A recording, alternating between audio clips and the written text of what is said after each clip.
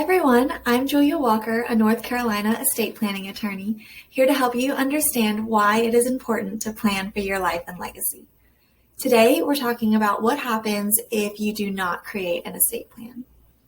This question actually has two parts. The first involves what happens if you become incapacitated, meaning you can't make your own decisions or care for yourself. And the second is what happens when you pass away. So part one, if you do not create estate planning documents that nominate individuals to make financial and healthcare decisions for you, if you're deemed to lack capacity, then your loved ones will have to go through the court process of obtaining guardianship. There are two types of guardianship, guardian of the person and guardian of the estate. A guardian of the person is the one able to make decisions regarding healthcare, housing, and personal safety. A guardian of the estate is responsible for financial and legal decisions. An individual who has been appointed as both guardian of the person and guardian of the estate is called a general guardian. However, the courts sometimes decide to appoint separate guardians for the person and the estate instead of one general guardian in order to put in place more of a checks and balances system to ensure that you are properly cared for. And court involvement does not stop when someone is appointed a guardian over you. The guardian will have to report back to the court by filing accountings so the court can review the guardian is actually acting in your best interest. Guardianship can be complicated and an expensive process. And part two is what happens when you pass away without an estate plan. If you do nothing, the state has a plan for you. This plan is called intestate succession. If you pass away with no plan in place, the state fills in the gaps and will dictate who gets what.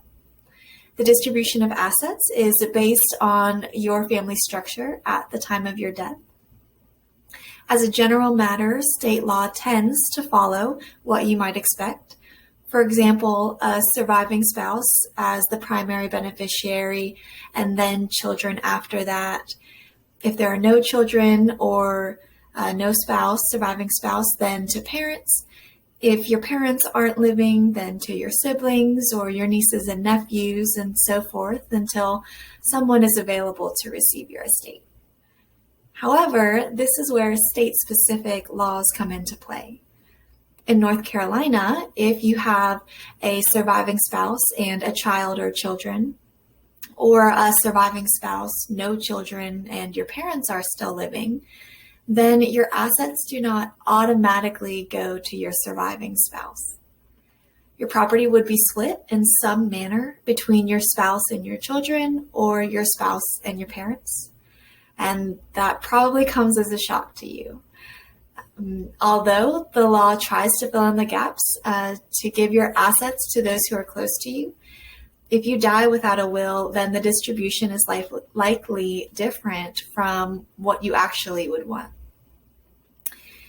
The important thing to remember is if you do not create an estate plan, then the state has a plan for you, and state laws and judges will determine who will manage your assets and care for you if you are incapacitated, and who will receive your assets and how much of your assets they will receive after you pass away. Okay, that's it for today. I hope you liked this video and found it helpful. Please share with anyone you think needs to hear it. Again, I'm Julia Walker, a North Carolina estate planning attorney, here to help you understand why it is important to plan for your life and legacy. Have a great day.